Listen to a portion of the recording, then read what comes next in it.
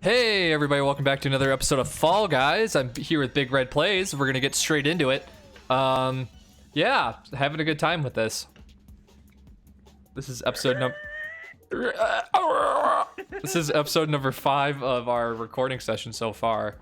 My roommate is watching Captain Marvel. I was walking through and I'm super offended because women can't be superheroes. Well, this is a nice hill that you put me on with you here in this episode. No, I'm kidding. Captain Marvel.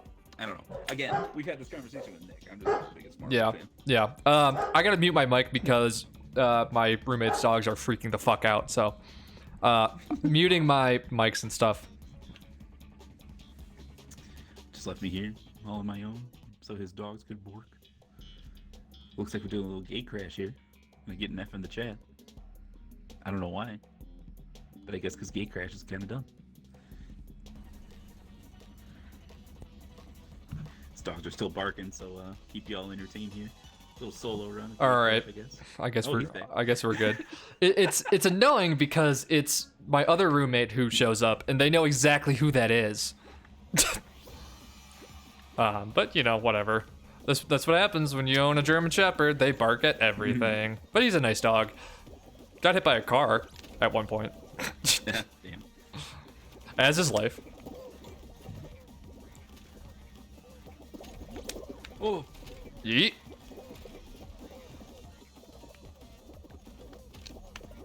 Oh my God! Stop. My timing is just off with this one recently. Yeah, this last jump is always a kind of harrowing. No, that's the first time I've ever. Make it? No, that's the first time I've never made that jump. I didn't make that jump. No. God damn it. That's it. Oh, that's the first time I've ever missed that jump. Oh my Fuck. God damn it. Oh man. Life is pain. Oh well. That really is too bad. I believe in you. You'll win, right? I'll try. Try so hard. What? You like survival games, right? Like you like 7 Days? Yeah. And obviously we like Tarkov, but that's kind of a mix of survival. Yeah. Condensed milk, yo. I've been playing a game called Green Hell with the Trevarthans. It's actually super fun. Oh wow, you actually got the fizzle to actually play a game? Yeah, fizzling. Right. I got them to try a new game that's not Magic. That's surprising. Oh my God, Magic wouldn't be such an incendiary topic for me if they weren't also into it. Yeah. It's just like, I get it. I get why people find Magic fun, but go away. Yeah. Well, and it's also kind of the only thing they do sometimes. That too. That's all they talk about. And don't they just... They don't actually spend real money on that game, do they? Oh yeah, Alan spends hundreds of dollars on the virtual one. It's sad. Well, I guess it's not... I can't, like, judge... That's what he likes. Yeah, you're right. It's just... I can't imagine spending that much money on a game. Like, I don't think I've ever bought microtransactions for a game. I definitely have. I like Smite. I bought skins. I just can't... I can't bring myself to do it. I guess I pay for season passes in Call of Duty sometimes. Yeah, yeah, you're right. I did buy the season pass once, but then Call of Duty gives you enough, like, COD points that you can pretty much re-roll. That is true. Most of the time you can re-roll a season pass if you play through the one you bought. Yeah. Which is nice. Yeah, that's really nice, but I'm not going to give the companies that make Call of Duty props at all because that game has made me so frustrated over the last couple days. And they're not going to change anything for Black Ops. Like, the thing that really bothers me about that game is the new movement that you can do, like the slide. It's fine, but you can go from a slide to a jump and have the same accuracy as if you were standing, and it's so fucking annoying. Like, people have gotten sweaty beyond sweat in that game. Like, every single time they go around a corner, they'll jump. Every single time they, like, are running, they'll be sliding. It's just like, I hate to be this guy, but when I was really into Call of Duty, you couldn't do any of that, and that I prefer it that way. you know? Which is why I didn't play any of the Advanced Warfare or any of the Titanfall ripoffs. Because, like, wall running and then the jetpacks is just like, ugh. Yeah. It's too much. I agree. Like, it belongs in Titanfall. That stuff. Like, and, like, humans can jump. I agree. And humans can shoot a gun while jumping. I also agree with that statement. However, if you have a full-length sniper rifle or, like, a full-length, I don't know, large machine gun, you wouldn't be able to aim down the sights accurately with that. I don't care. Like, and I know Call of Duty is not realistic because you can get shot and then just, like, jelly beans will come out of you and then you'll, like, instantly heal. Also, nice first place finish. But it's still fucking annoying. And it's honestly ruining the game for me. Yeah, no, I agree with you. Some of the aspects are very annoying. With how much it lends itself to, like, the super sweaty kids and makes those meta things. It's like how Rainbow Six Siege kind of got fucked up. It's like just fucking kids doing the lean spamming so that your head hitbox gets fucked up. Yeah. And yeah, that's the thing that makes me mad about the gamers with a capital G. It's that type of min-maxing. and a capital Z. Yeah. No, I hear you. No, fall ball. Come on, man. Because, like, what did I see? I saw a post on Reddit the other day. It was like, it was the Chad dog and the crying sad dog, and the Chad dog was like, you know, sweaty kids playing meta for Warzone, and then it was the sad looking dog being like me coming home from work trying to have a fun time.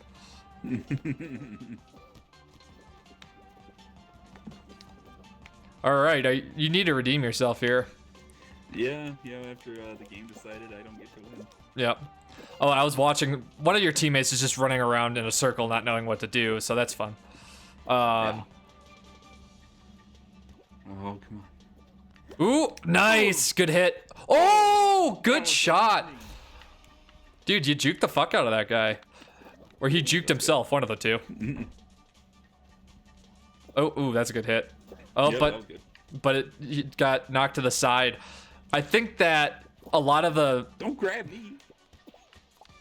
Oh, no, that's... Somebody? All right. Wow. Wow. There's another one coming down. Yeah. There should be. Yep, there it goes. Oh, that's... You might have Where's a bunch... that one going? I don't know, but it looks like you got a bunch of... to play offense. You have a lot of smooth brain on your team. Yeah, it's unfortunate. Like, I hate it. Fall ball is just so such an annoying game to lose at. Yeah. Because, like, the hit mechanics aren't very well defined, and they don't seem to work the same. That's the thing that bothers me about games in the modern era. Like, if I'm playing, like, Battlefield, like, 3 or something like that, and the hit detection isn't consistent, I'm like, okay, it's fine. It's from 2010. But, like, Modern Warfare is one of the worst games at, like, consistent, like, damage and hit detection. And I'm also gonna rag on this game for having consistency issues, but it's a super casual game, so it's nothing really you can change about that, but it's still annoying. Oh my god. Why is he pushing it that way?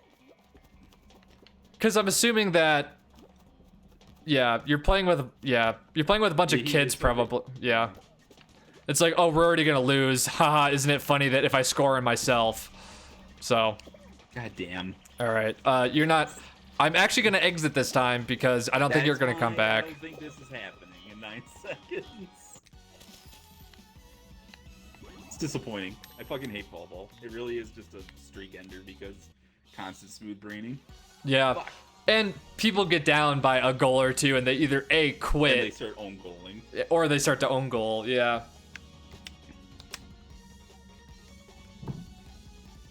It's just So sad. The most toxic part of the gaming community is the 100% you have to win every single game, and if you don't, you are seen as just like garbage, and that's not how it is, you know. Enjoy it. Yeah. Enjoy the participation. Just to have a good time with the game, like, and that's why I think hackers are so prevalent, because people aren't inherently good at games, and some people are because they actually practice, and so you're never going to win, and it's seen as you have to win, and so people go to cheating. It's like baseball, you know. But Definitely. and on the other end of it, I think battle royales are also really fueling this because it's getting rid of the team aspect of it, except for if you do like, you know, a lot of people play battle royale solo, and so there's only one team that can win, as opposed to like one team versus one team. And it gets rid of teamwork in games, and I don't know if I don't want to put like the blame on battle royales completely, but I do want to say that, you know, because they're so popular, especially with Fortnite being, you know, 1 versus 150. Yeah, I don't know. It's definitely, there's been changing in the toxicity levels of this just overall community. Not Fall Guys in specific, but just like Just gaming in general. Yeah. I know. I feel you.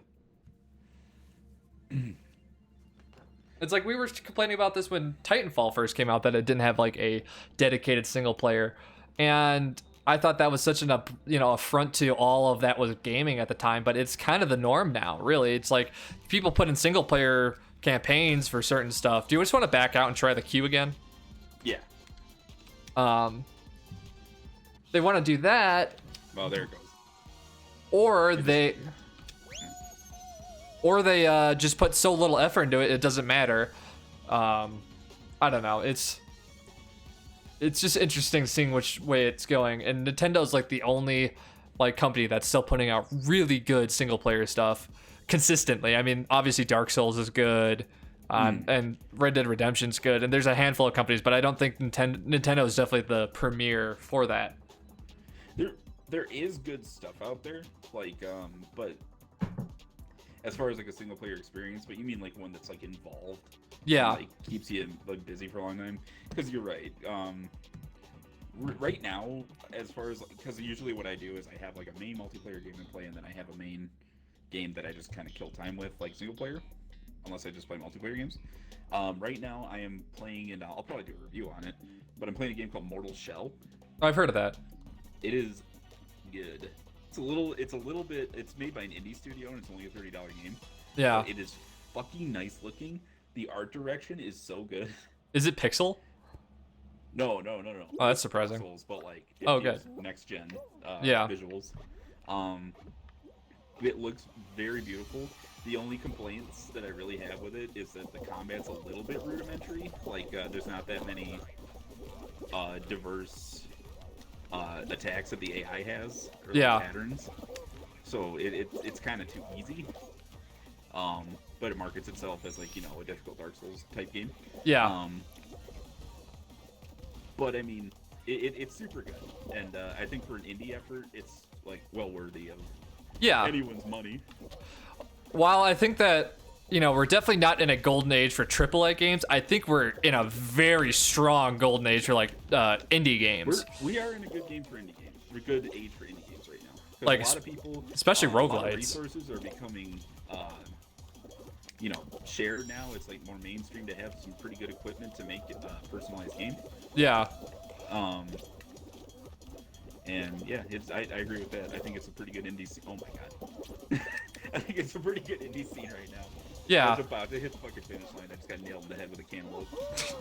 Yeah, I mean, like, this game's a good example, really, of a... Well, Digital Revolver or whatever, they're not indie. Oh, they're not? I didn't think so. I thought I've seen their tag on bigger stuff. I don't know. I honestly don't know that one, but I thought they were indie. But I'm talking about like roguelites in specific. We're in a top tier. Like, think about what's come out. Like Slay the Spires itself is so. The game itself is super popular, but I can't tell you how many deck building roguelites have come out in the last year or two that have been influenced by Slay the Spire. Like Monster Train's a big influence from that. There's a lot I can't really name right now because I'm not really thinking about it. But then you got the roguelites that are like the Binding of Isaac type of things, and since that came out, like holy shit. Yeah. Binding of Isaac is amazing, and I do really like those games. And usually I would say I'm not myself a major roguelike player, but I will be forever grateful to the genre for spawning the idea of Darkest Dungeon. Yeah. Because that is one of my favorite games I've ever played. Yeah, And that game. is Oh, so completely good. because of the DNA of roguelites. Yeah. So, Yeah, and I just like the idea of a simple gameplay loop that goes over and over and over again, and the games are inherently difficult. Like they're it just breeds really cool new mechanics, like the Yeah. mechanic in Darkest Dungeon. yeah, absolutely. Oh fucking A. Here we go. Stuck in the turbine. And also just keep finding new ways to innovate on 2D design. Yeah, It's always really cool. I'm burnt out on pixel art really bad right now.